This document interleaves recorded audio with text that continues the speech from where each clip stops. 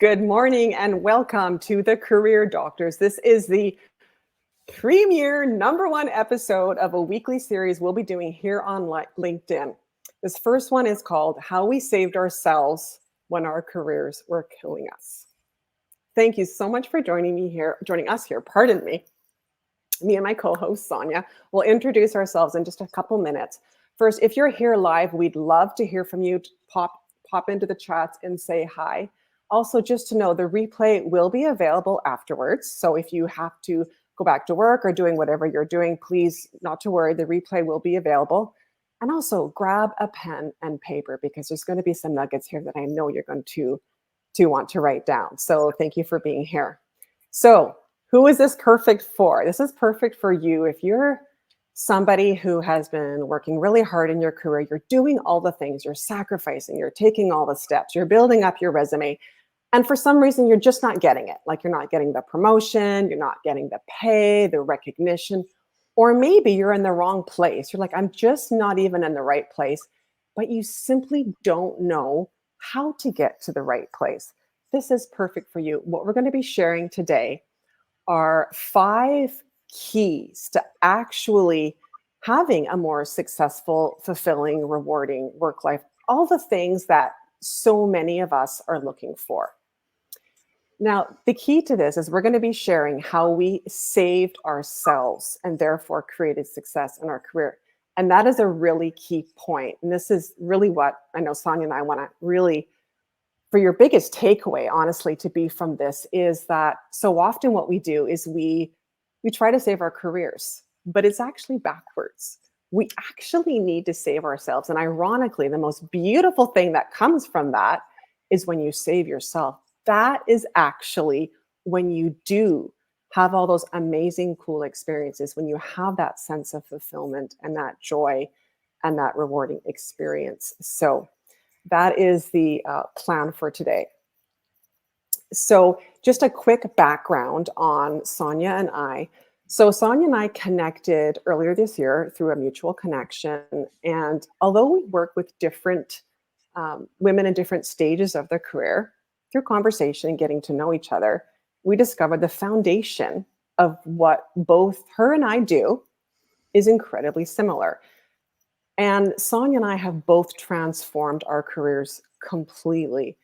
And we learned what we teach and what we work with one-on-one with clients and in groups. We learned it through our own experience. Like this is actually what works, because what so many people and women, obviously we work with women in particular, what they're doing is simply not working anymore. And we walked that path, both of us. So I don't know if you want to add anything to that, Sonia, before I head more into it.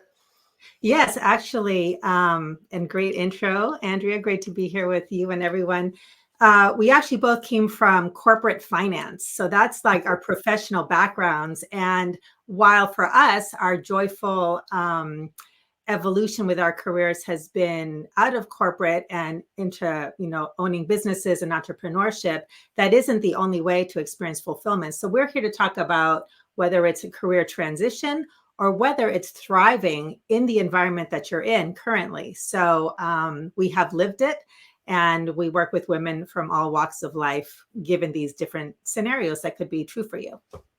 Awesome. Thank you. And it's so very true. Yeah, there's many different paths we can take. And that's the key, is finding the path that works for you, right? So I see Dana and Helen are here. Awesome. Thank you for saying hi. So I'm curious, on a scale of 1 to 10, how do you feel about your career or business right now? 1 being, not so great. Or 10, I'm, living in full joy and alignment and fulfillment. If you want to just pop it in the chat, we'd love to see where you're at. And also, any comments, any questions, please share them in the comments. Feel free to also message either Sonia or myself or both of us after this live. In addition, we actually have created a Telegram group. If that's something you want to join, please send us a DM as well. We'll send you the link. We're going to be supporting you in there. Any questions that you have, any takeaways, any thoughts, please come to the group and share.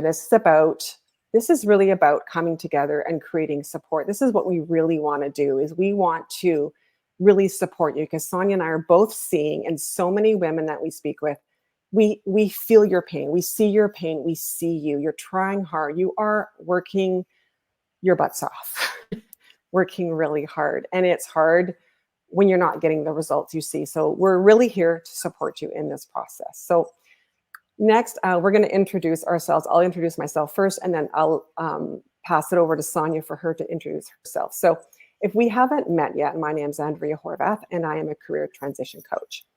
And I help women who, they know they're meant for more, like they know it deep in their soul, but they don't know what it is. So I help them figure out what is that perfect, ideal career or business that would actually really light them up, that's got their name written all over it. And I help them make that transition.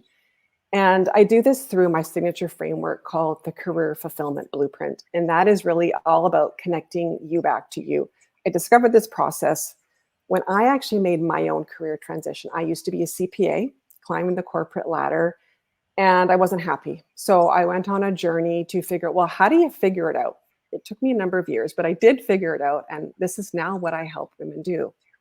So I live in Vancouver, BC with my 2 teenage daughters. I've been a single parent since 2008. So I actually also made this career transition while being a single parent. So anybody can do it. If I can do it, anybody can do it. So Sonia. That was so good. I love hearing that. I mean, I know this, but it's great.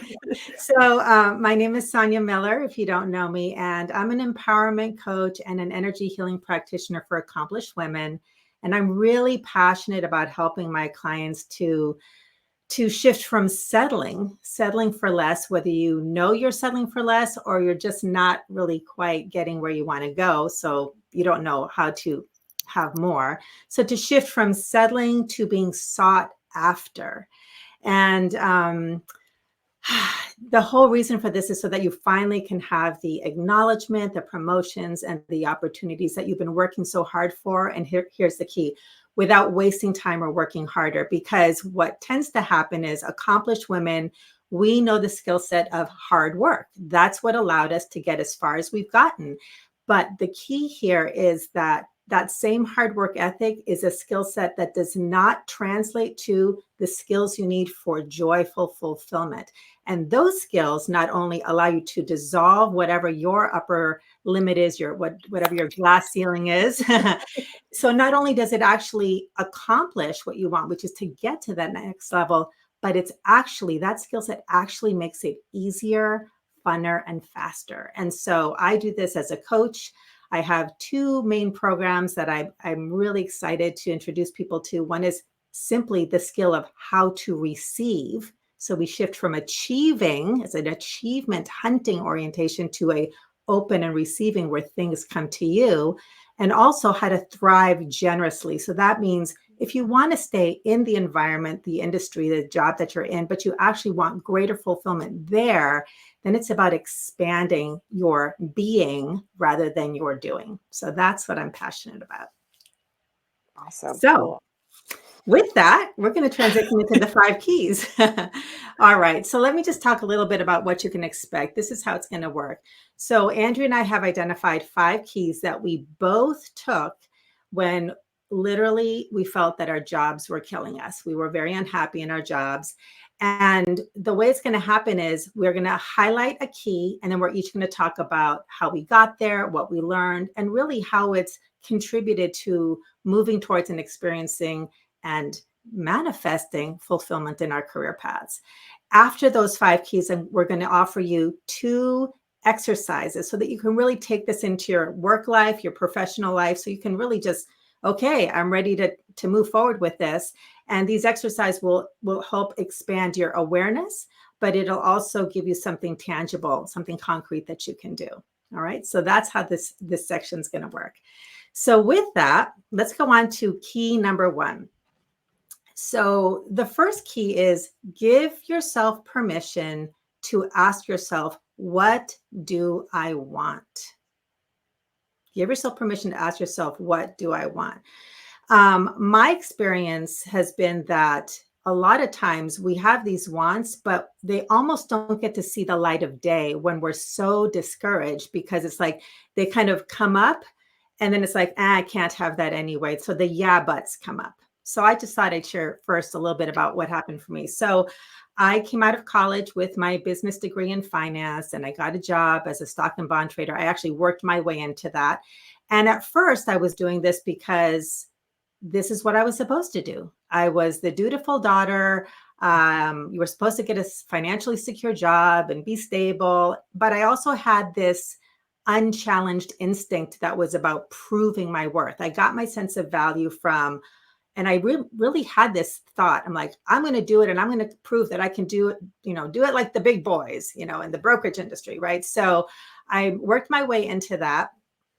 And I had this moment of truth. And it wasn't like somebody actually gave me permission, but it was this moment of truth. And it was almost like time stopped. I'm standing in the trading room floor to go get something. And I heard this voice that said, what do you want to be when you grow up? And I realized at that point that for whatever reason, I hadn't really gotten the permission, the encouragement, just the curiosity to ask that. It was always, what should I do? What am I supposed to do? And so my life was guided by pleasing my parents or fulfilling society's expectations, whatever that was. But it wasn't an internal question of like, what do I love? And part of it was that even when I had a little voice, I didn't feel that I could actually do what I wanted to do. There were just certain rules of society that I had to do. And the interesting thing was for me, I realized I don't even know. I had no idea. I actually had to go back into childhood and ask myself, well, what was fun? What did I like? And the answer was magic. And I'm like, great. How does that translate to a career change? Right. So I started exploring that, and I realized it's true. I remember this book I read, Half Magic. And I'm like, well, but the answer was there. I liked magic. So what does that translate to the real world? It was all things mysterious, which then put me on a path to inner world, psychology, metaphysics, energy, how consciousness creates your reality. It just giving myself permission to ask what I want opened the door to this whole world of fulfillment. So that's how that key worked for me. How about you, Andrea? I love how you talk about magic, because isn't that funny? Like, we think we're going to have this, like, this magical thought, or this thought that comes in, like it's this career, and it doesn't usually land that way. It's usually some abstract, like, what am I supposed to do with this? Like, really, right? I love that story. So for me, I mean, I followed such a similar path as Sonia did, where I went to university. I got a degree in economics because I was supposed to. I got that secure job being a CPA because, you know what? Accountants are always needed, right? And I was actually good at math, and I was good at being an accountant, right? My moment came when I went on maternity leave, and I was off for 5 years. And it's a really long story, but I had a daughter who was sick. So I spent 2 years really trying to figure out what was going on with her. And I completely changed in that 2 years. And, when you go through any kind of really life altering experience, I mean, your whole reality changes, right? And it was the same for me. It was like, well, how do I go back? Like, how do I actually go back? It doesn't even fit me anymore. But then the question of is, well, what do I do instead? Right. And I never had asked that either. Before then, it was high school, top grades, university, top grades, corporate job, get a promotion, change companies. It was all about achievement and never, ever even asking. I mean, I didn't even know you could ask yourself. Like, I think that's how in this system, I'll call it, like, just on autopilot and not even aware that yes, we can actually. And the only answer I had when I was off on 5 years with my daughters, the only answer came up with, I know I'm not supposed to work in a company. Like, I know I'm supposed to be self-employed somehow, because I always thought differently. That's what was my thing. Like, ever since I was a kid, I would always look around in the world and I'd go, why do people do this? Like, why do we just get in our cars all day? And why do we, like, mortgage ourselves to the hilt? And, like, why do we do all these weird things? Right? So that was my only hint. I knew I had to, I knew I wanted to be self-employed, and I didn't understand the world, and I wanted to make sense of it. Well, of course, now I can see how the two got married. But I think when I look back, is the thing that stands out for me is I didn't even recognize that I could ask that question. And then it's like, wow, what do I want? And then it does start to unfold step by step. But that was my moment of, well, I can actually ask. That's great. So Do you want to lead in with the next key? yeah, number 2, embrace the freedom of not fitting in. Oh, embrace the freedom. And I want you to hear that word freedom, because that is such a key part of this, is the freedom. You know, we live in a society that absolutely, I mean, we both, Sonia and I, we shared our stories. We were trying to fit in. Like, we were trying to be accepted on some level. I mean, I know I definitely was trying to fit in. And, after I went back to work after I had to go back to my old job. I got a divorce in that time. So I had 2 very small kids to raise, and it wasn't a time to make a change and to really change my career. However, when I went back as a different person, and it was a really confusing time, because I was now seeing the world differently. Like, I really was, I'd always seen it differently. I should perhaps say I was actually acknowledging and appreciating the fact that I was seeing the world differently. But everywhere I went, I found that people were following these like rules of what we're supposed to do. And everybody just kind of does them. And there was a lot of people not questioning them. Well, I started to question them. Like, why are we doing this? Like, at work, why are we doing this? Like, why are we working 12 hours a day? Why are we doing it this way? And why do we accept everything the way it is? And what I discovered was that I was an anomaly. Like, I really was. And it was a very confusing time, because I'm like, well, but most people aren't happy. Like, I could look around and I could see that most people are happy. And it takes bravery. I mean, it took bravery, but an essential step really is actually saying, like, I don't necessarily agree with that. That is not necessarily the best choice to make. And I mean, I was working from home in 2010. I mean, I look back at how working from home has been such a big deal in the last few years, and rightfully so, right? But I was doing it in 2010, and I have to tell you, like, there were people that I work with that were not happy with me. They weren't. They're like, why does she get to do it? And I'm like, well, I negotiated. But I looked at my life and I'm like, I've got 2 small kids. I'm a single parent. I can't be driving 2 hours a day.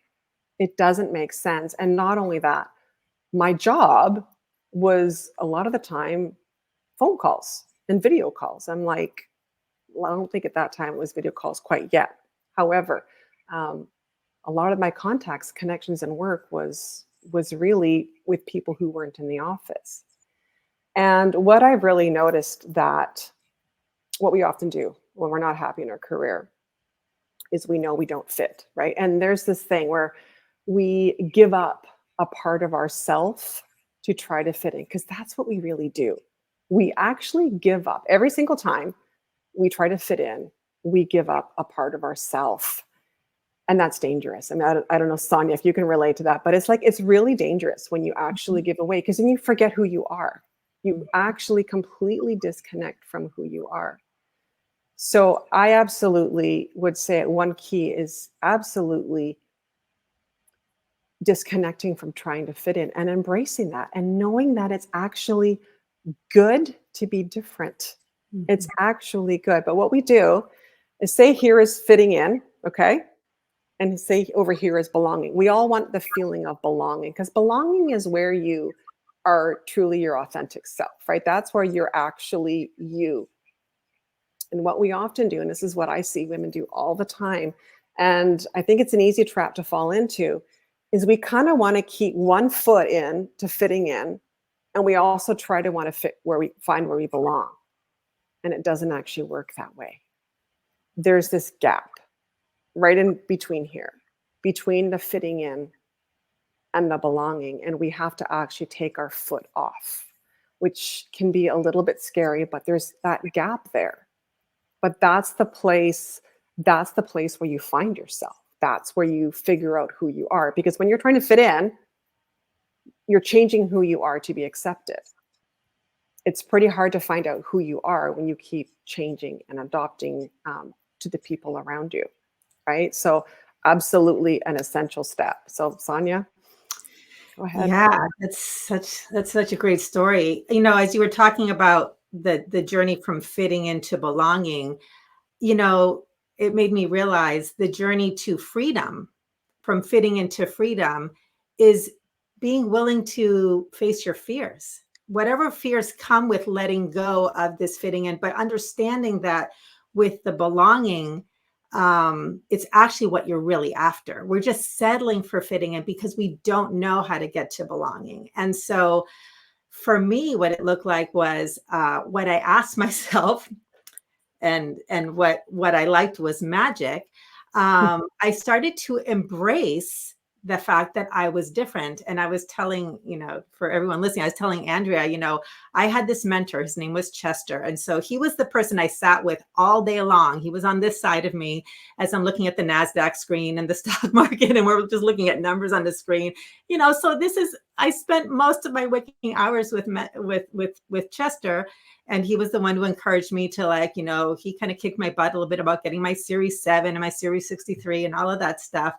But we would talk about what I really, we got to know each other. And, he's like, you're such a flower child. And I just embraced that I was the flower. I just said, I'm the flower child of the firm, like that. And for anyone who's of a younger generation, in the 60s, the flower children were the hippies and the flowers and the love and all of that stuff. So, there's all of these, professional brokerage people and corporate people. And here I'm the flower child. And I talk about going to therapy and what I was learning. And then I'd volunteer at the Healers Resource Center.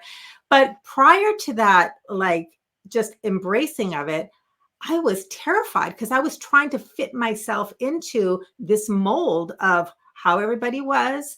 There was safety in that. There's tremendous sense of safety. And I was afraid and I didn't even know it. And something I really want to highlight that I talk a lot about with my clients is part of it was at a very early age. Everyone has we're all products of our environment, but I aligned myself with my father's worldview, right? And so that what he valued were things that were part of what I valued, but there were a whole bunch of other things that he didn't value. He was Mr. Spock from Star Trek, logic and reason. So there was no room for feelings and fear. You just had to rise above it and get over it. It was like, tough it out, right? So not only did I reject that part of myself, but there was certainly no power in it. But when I embraced, we all have feelings, and I was learning about those inner world things that were not just outer world. I started to find the power in that. So there was so much freedom in that, to not have to, like you said, actually being different is good. And he passed away early, but I thought, Dad, if you were around, you'd be proud of me to know that there's a lot more beyond what I don't have to fit into that. I actually have something to contribute to you by being different. So there's freedom in being different. There really, what there really is a lot of freedom when you can step into that and just say, I'm me. It's actually one of the most liberating feelings in the world. Right. When you can do work and you're just like, I'm me. Because so often I talk about this a lot. We're two different people. We put on this mask when we go to work, and that's what we do. We become this completely separate person to try to fit in. And when you can rip that mask off and just go like, hey, world, this is me. Yeah. And all my bruises and my bumps and my imperfections, but also my brilliance and my genius and everything else. That is, and I have goosebumps as I say that, because that is one of the most liberating feelings. And I feel like this is something that women are crying out for. Yeah. We're putting on these masks and pretending we're trying to fit into this world that we don't fit into, or this job or this company that doesn't align. And yet we keep trying and harder, and we keep trying harder and harder and harder. And there's freedom just to going, I just don't fit here. They're not going to see me for my brilliance and my uniqueness. It's just not working. Right. Instead of doubling down and trying to make it happen. Yeah. It's so exhausting. And this is what kills us. I remember when I started to realize I was just trying to be somebody I wasn't. That's when I realized I'm dying a spiritual death here. I don't fit in. And so it's a scary awareness to have, because that means the next question is, if I don't fit in, what does that mean? What do I have to do? But I think the important thing is, know that you don't have to do anything. Just allow the awareness to be here, because then that becomes an invitation to all kinds of things before you are willing to open up to the truth of who you are. So that's part of what really, again, how we saved ourselves is starting to listen to the truth of who we are. It's so true. And you're exactly right when you say, just be aware of it. Just be in that, because we so often, especially as high achieving women or accomplished women, we want to know the solution. Well, what does this mean now? Right. It's like, where do I go? It's like, we're still going in action, where it's just kind of go, okay, it's just not where I belong. It's kind of like this. How can we expect, we go dating in the world, or we find partners, we're not for everybody. Right? How can we expect or think that we can be for everybody in a career sense too? Yeah. And it's actually okay. Yeah. Yeah. And I have to say one more thing, but I know we'll keep moving through the keys, is I have and I know you do too, Andrea. There's this question for you. It's, well, if I'm not going to do this, what do I do? And one of the ones that I have from my orientation is women who want to know what their purpose is. And one of the things that keeps us in confusion about our purpose, besides the fact that we define it incorrectly, we think our purpose is what we do. It's actually who you be. But one of the things that keeps us in confusion is it's unconscious. And it's this idea that if I actually know my purpose, I'm going to have to turn my world up. I'm going to have to do something about it. And here's the thing. You don't have to do something about it. Just be willing to know your truth. Everything else, that's just the next step. Just be willing to become aware. Know it's safe to know more about yourself, and the doing will come. But don't let the solution and the need to do something that we've been conditioned is what has to happen stop you from opening up just a little bit to that next awareness.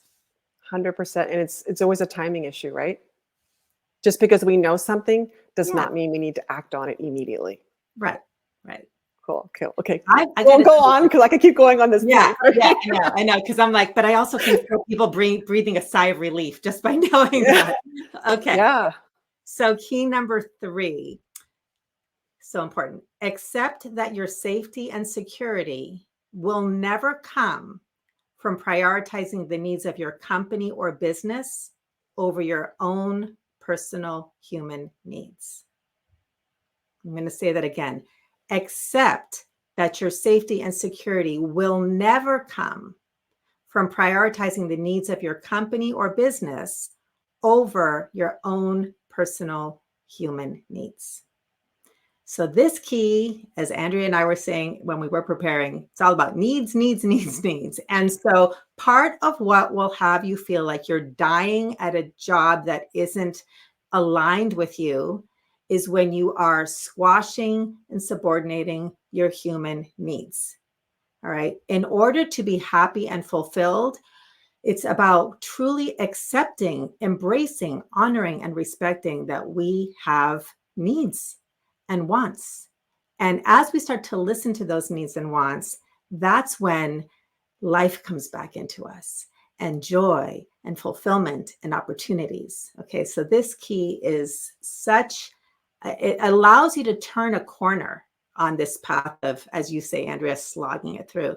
So for me, I think I've kind of touched on it. I mean, for me, it was about, I need to do something that makes me happy. I need to honor the fact that I'm different. I need to give some of the waking hours of my day to something that's about me, not just this job. Because let's face it, we spend most of our waking hours at our work, right? So it's either going to be work that's fulfilling, that's life-giving to you and your loved ones, right? Or it's going to be what I see happen a lot, and I know you do too, Andrea, is I have a job, I have to pay the bills, and that illusion that your job is going to give you that safety and security if you just keep sacrificing your needs.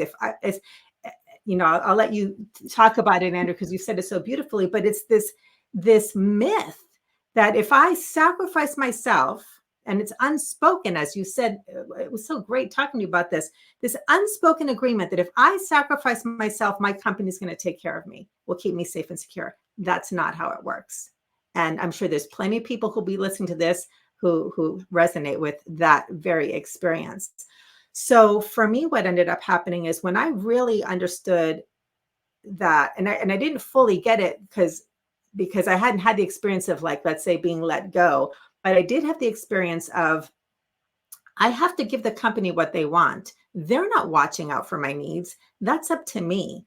And it's not happening. So when I started to really say, okay, it's up to me to nurture my own sense of safety and security, to watch out, to be my own champion for my needs and wants. And I started to do that. I started to also discover that as I nurture an internalized sense of safety, which before that I had all of my safety was, how do I control the conditions in my world to feel safe? And I shifted to, how do I feel safe in myself first? As I nurtured that consciousness, I always like to say, your consciousness creates your reality. I started to know that I would be safe no matter what. I started to become the most reliable place in the world for me, for my own safety and security, which gave me a sense of power and resilience so that I could make the changes in my life that I wanted to make. So that's what started to unfold for me when I shifted from safety outside to safety inside. And these first 3 keys are all about awareness shifts. So that one started to open the door to taking some action. So how about you, Andrea?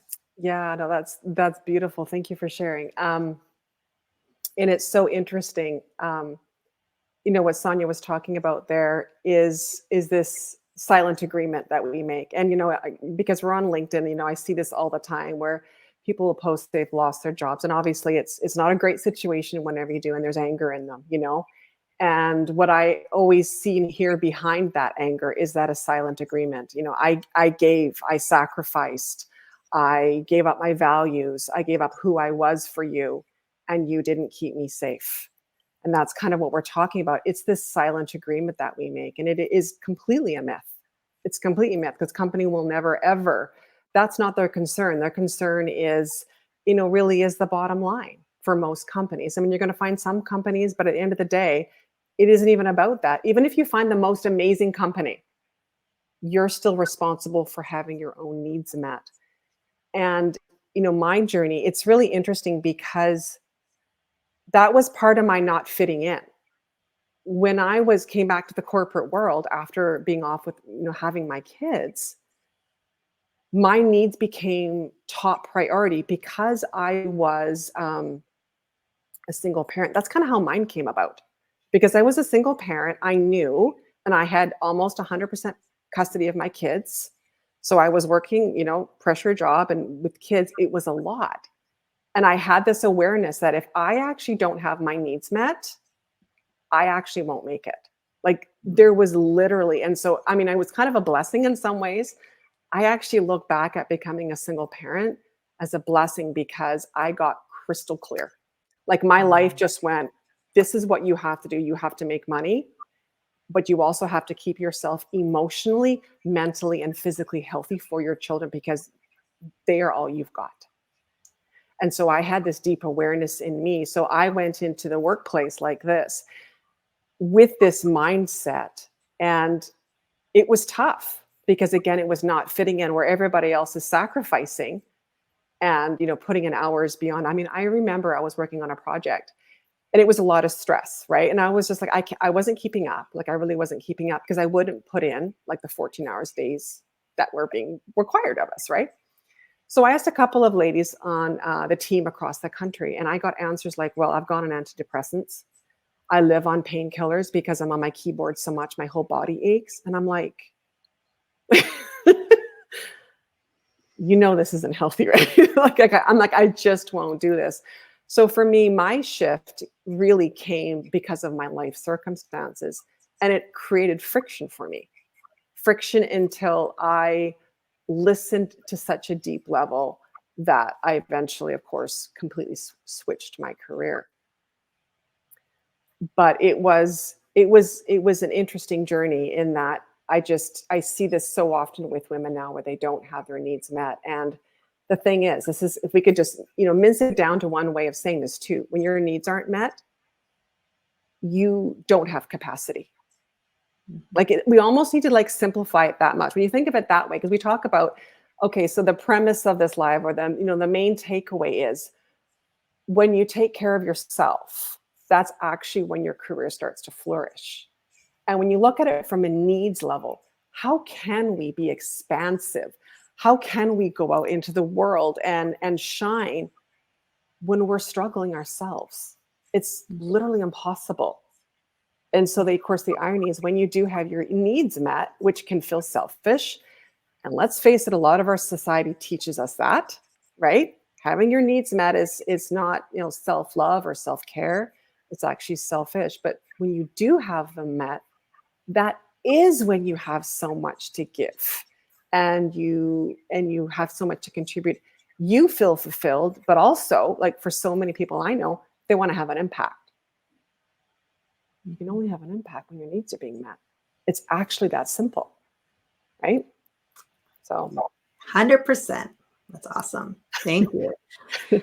Okay. So by now, many of you are probably asking yourself, okay, I'm tracking on these awarenesses. What do I do? How do I move forward and make decisions? So we're moving now from awareness keys to two action keys. So the first one, or I should say number 4 key, is take one step. Take one step. So what that means is start doing something now that meets a need, a joy, or a want. Now you're bringing your awareness about, what do I want and what makes me happy and what do I need? And just be curious. Take the awareness of curiosity into, what's one thing that I can do? Just one thing. So in my situation, as I mentioned earlier, I started making space in my life and prioritizing. I didn't do anything in the work front. I just kept working and nurturing my joy, my needs, and my wants, right? So that's what I did. And that was the first step that actually changed my whole career trajectory. So I started to prioritize the money I was making. I started investing in myself, right? Not investing in my career development, in myself. And I stepped outside of the work environment, because what does Einstein say? You can't solve a problem with the same consciousness or the same thinking that created it. So I had to think outside. Up until then, it's like, like you were saying, get the degree, get the grades, get the promotion, get, job, save the job, which will then save me. No, it doesn't work that way. Save me first. And it wasn't like somebody was guiding me. It was just like, there was nothing left to do. I was dying. So I needed to start saving myself. So I invested in therapy. I invested in coaches and teachers. I invested in time. So that was the financial investment. And then I started to put time and energy into something that I was curious about. So I started volunteering. I found this place in Cambridge, Massachusetts called the Healers Resource Center. And I went there, and it was the whole world of magic. I started looking at crystals and past life readings and all that woo-woo stuff, because yes, I got the Mr. Spock training, but I've also got this woo-woo stuff. And so my work married the two. And that brought me so much joy. And it was this whole world that started to teach me about myself at a very intimate, personal level, at a life purpose level, at a passion level. So I just would take one step. Just, what's the next thing? I'd open, back in the day that people actually read physical newspapers, I looked in there, and I'm like, oh, they're doing an open house at the Healers Resource Center. I think I'll do that. I started looking into a therapist that would help me with some places I needed to heal. And each next step ultimately led to the thing that was going to be the big decision, which is to finally leave the brokerage firm, move to California, get my master's in social work, and it just kept unfolding. So one step, and we were talking about the power of one step today. You can't know the whole journey, right? It's like, you can't drive from California to Massachusetts. You're not going to see the whole journey. And I think you were saying, was Jack Canfield said this metaphor. I didn't know who to attribute it to, but it's like when you're driving 3,000 miles, you only see the next 200 feet in front of you. that's all that's needed, because the next one will reveal itself. So how about you, Andrea? Well, I have a very similar story, but I wanted to dovetail off that last part, that because that's exactly it. So many times I hear we want to know the whole solution. And you know, especially when it comes to your careers, when you think about it, you go to an interview, it's like, what's your 5-year plan? Like, we're kind of conditioned to kind of have the whole thing planned out. And when you're in a place where you're not happy, you're not getting the results, you're not wherever you need to be, you cannot know the next 5 years. And you can't, and you will actually stop yourself from moving forward, because it will overwhelm you, intimidate you. You'll just be like, well, how do I get there? And that's not it at all. It literally is one step. And here's the thing, you don't need to understand the step. Like, there needs to be. And sometimes it'll seem like totally obscure. You're just like, what? It's about listening to our intuition and just feeling into exactly what you said, Sonia. What feels good? What actually feels in alignment for me? What gives me joy? What lights me up? What feels good to my soul? That's your answer, because so much of our careers have been this logical progression of, you know, making sure your resume looks good. You're no longer on that path, right? It's a different path now. It's like, what feels good to me? So what happened with me, so similar. I mean, really, literally, it was actually a friend whose partner mentioned the book, The Secret, with Rhonda Byrne. Like, how many years ago was this? This is probably like 2009 or 2010 or something, right? And I had never heard of it. And I picked it up, and again, it was just like an intuition. Oh, I'm supposed to read this book. I have no idea why. I have no idea what it's about, but this internal knowing that this is what I'm supposed to do. And again, exactly like you said, it wasn't like I was trying to figure out my career. I had no idea where this would come in. But of course, I picked up the book, and I'm like, all those things that were floating in my mind about the world. And I'm like, frequency, energetics. And all I kept thinking to myself was, okay, there is more. There is more. This isn't it. Like, I thought I was, to be honest, kind of crazy sometimes. I'm like, why do I keep looking for something when everyone around me, again, who's fitting in, is just happy where they are? So reading this book was like savior. It felt like a relief.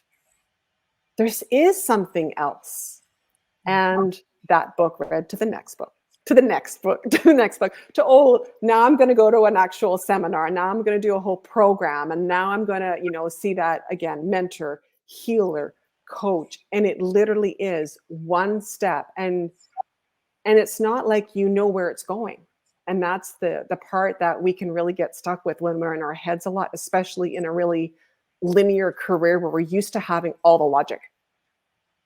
We're used to everything making sense and being able to explain it. This is not what this is about. I've talked about literally walking into a bookstore, knowing I'm supposed to go to a bookstore and going, which book is meant for me?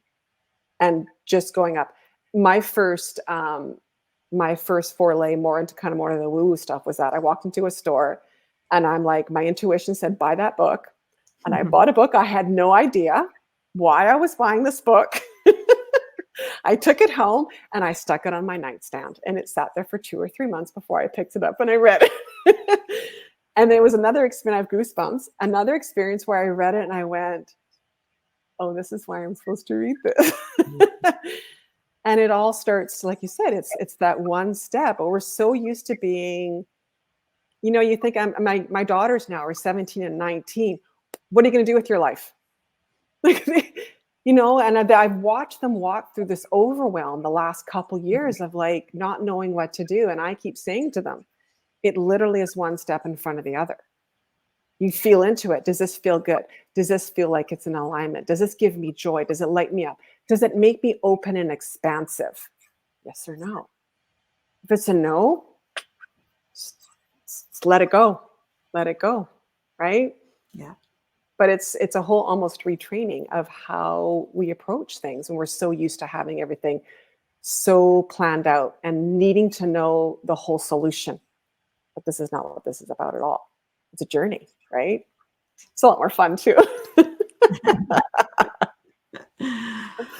Anything you wanted to add, Sonia? No, I think that's great. I think that covers it. Okay, cool. So I was going to give you that one. Do you want to start with the final one, number 5? Sure. I have to switch. Yeah. Yeah, this is a good one. Her and I we met about this. Was it yesterday we met about this? I think it was. I think we chatted about this one for a long time. Support is a responsibility and not a luxury. Support is a responsibility and not a luxury. I went kicking and screaming into this one.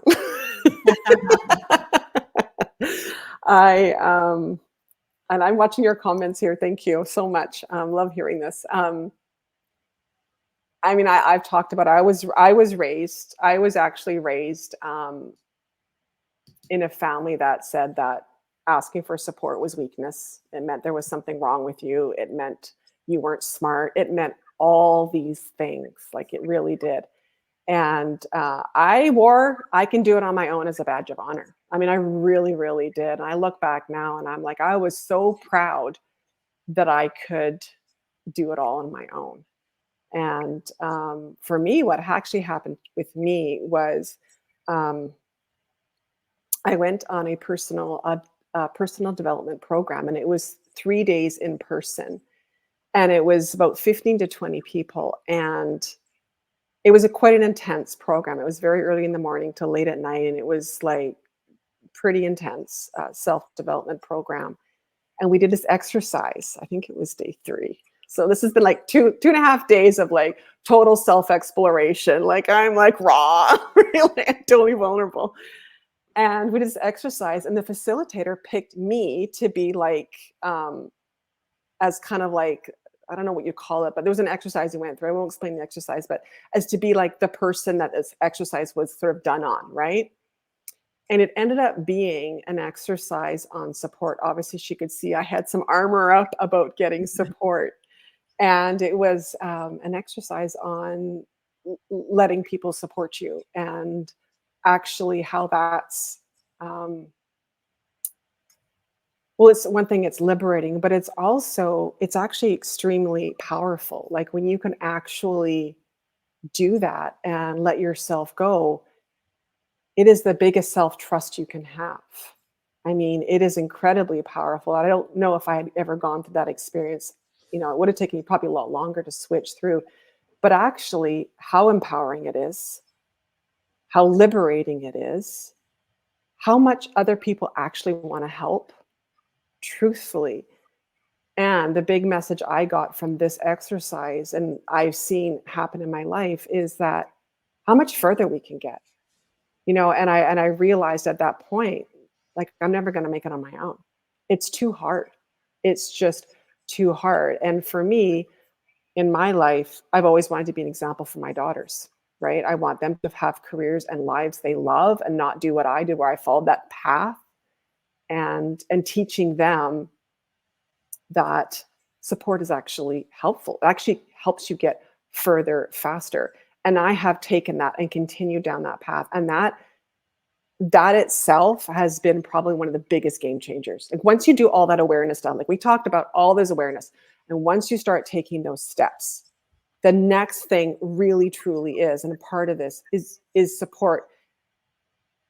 Because here's the thing, if you're not where you want to be, how do you know what to do instead? Mm-hmm. Like that's the big question. Because I know I say a lot of times that I see people on a Groundhog Day, because they're doing the same thing over and over again, because they don't actually know there's another way. And that's a lot of what, well, I think pretty much almost everything what Sonia and I teach is there's a different way of doing this. Right. But how do you know that? How do you actually know what the new way is until you actually go out into the world and talk to people and ask for support and ask for help and know that it's not weakness? You know, we hear some of the most successful people, and I'll use air quotes because, you know, I don't know how happy they are, but truly, they all say, I could have never done it alone. Mm-hmm. Yet, and I think women are bad at this, so we judge each other, right? Yeah. Or we have in the past. That's all changing, hopefully, and we're doing our best to change that. Yeah. But we often, you know, we're the worst critics of each other. But what we really need to do is support each other and find support. And especially when you're in that gap. We talked about like fitting in versus belonging. When you're in that gap, you talked about like, how do you get to the belonging? Support. there actually is people, resources, and lots of things available to actually help you get to that place of belonging. But you got to be open and say, I'm actually open to all of this. I'm willing to do something different. I'm open to change, right? Yeah. So, yeah. That's awesome. Well, for me, the find support, get support happened because as I started to do what was in front of me and, start to explore things that met a joy, a need, or a want, I also did a personal growth retreat, of course, for a weekend. Of course, we just always keep finding our, all of these things that we parallel path on. And this was with an organization that was dedicated to really creating productive and successful relationships between men and women, partnerships. So it was really identifying the polarity, masculine, feminine, all of that. And anyway, it also had, I cut my teeth there as a leader because it was leadership development. Nonetheless, I did this weekend, and then I was put in on a women's group, right? And I joined this organization called the Family of Women back then. And we were guided during this first exercise, like, okay, well, write down your goals and then identify the kind of support you want, right? And then we go around this circle. Now, my outer voice was very pleasant and polite, but my inner voice was like, I don't need any support. I always set my goals and do everything myself. Thank you very much. And that's exactly how I was trained. It was like this idea that power is fierce independence and is needlessness. And that was something I grew up with. I shouldn't say I grew up with. I coped or learned, absorbed, again, we're products of our environment. I learned to be needless. So back to the needs thing again. So if you don't need anybody, you think you're safe and you're powerful because you're not vulnerable, right? But the truth was, yes, I could reach my goals by myself, but it's exhausting. It's hard work. It's not fun. And it's exactly what you talked about, Andrea, is it can only take you so far, because you only know what you know. And if you want to go beyond, which is what we're talking about here, you have to open up to what you don't know. And that comes through support. And so from that experience, I kind of came away with this little mantra, which is I can either walk to my dreams or I can fly to my dreams. But flight requires the wind beneath your wings. And that's support. So that's number 5. So let's do a quick recap. Ready? And then we'll go into the awareness, the practices you can take into your life. Number 1, key, give yourself permission to ask yourself what you want. Number 2, embrace the freedom of not fitting in. Number 3, accept that your safety and security will never come from prioritizing the needs of your company or your business over your own personal human needs. Now moving into action, take one step and find support. So those are the 5 keys. So with that, we invite you to take this even further into your life and have an awareness practice and an aligned action. So here's the awareness practice. Get curious about your personal needs. And you can use a little prompt. You can contemplate this. You can write about it and fill in the blank. It's okay to need or want. So give yourself permission to open up to this awareness. Okay. Get curious about your personal needs and fill in the blank. It's okay to need or want blank. The aligned action is take one step. All right. Ask yourself, joy, need, want, what feels good? Where do I want to go? And just take one step. And as you do, just keep staying aware to what comes into your life. Okay, because as you start to focus on you, you are valuing you. Your consciousness creates your reality. So as you value you, life rises up to meet you where you have experiences of you being valued. And that can show up as job and career opportunities. That can show up as appreciation at work where you didn't feel appreciated. It can show up in all sorts of ways. So I hope you'll take this on and have fun with it. Andrea, you want to? So what we've actually done also, a couple of things before we wrap this up. First of all, those questions, we have created a Telegram group. We decided to take it off LinkedIn. If you are wanting to continue the conversation, DM one of us and we'll send you the link because we want to keep the conversation going. We want to support you. As we've mentioned, this is a weekly live. We want to support you. We've talked about support in this quite a bit. And, Sonia and I have walked this journey. We've been walking this journey for a long time. And we are both extremely passionate about helping women find the new, easier way, find the way that actually feels good. So we would love to see you over there on Telegram. The other thing we wanted to mention and an opportunity is, what do you want to learn? Like, where are your challenges? Where do you feel stuck? We are just in the process of creating all the next lives, and Sonia will share in just a moment what next week's is going to look like and what it's going to be all about, so you can get all ready for it. However, if there's something you're like, I'm really struggling with this, please also share it with us. Either DM either one of us, or again, come on over to Telegram and join the conversation of other women there too, because here's the thing, it's about community as well, right? I mean, we're here, but it is finding a bit of belonging, right? We're moving away from people who are fitting in. So starting to align with people who are also on the same path of reconnecting with themselves and finding what gives them joy. That's going to help elevate and bring you up and keep you in that place moving forward. So please share anything with us that you're curious about or would love more support on. So for next week. Yes, absolutely. So, and to keep this momentum going, keep coming back. Our next episode is going to be entitled How to Leverage Your Unique Brilliance. How to leverage your unique brilliance. So, Andrea, you want to talk a little bit about that? Yeah, I do. This is something I'm super passionate about because I see so many people dimming their light to fit in. We talk about this. And when you start to actually own your unique gifts and talents, that is actually when the massive shifts happen. We've all got these unique gifts and talents, and they're actually what we're supposed to use. They're actually what we're supposed to use. And that's when those magical shifts start to happen and opportunities start to land in your inbox, and you get the recognition and you get the promotion or whatever it is you're looking for. We actually do that. So it's going to be a super exciting conversation next week. So mark your calendars, same date. So Wednesday, 9 a.m. Pacific, 12 Eastern. Obviously we'll be sending out the event on LinkedIn here, but just if you want to mark your calendars right now and get that on there, that'd be awesome. We'd love to see you there.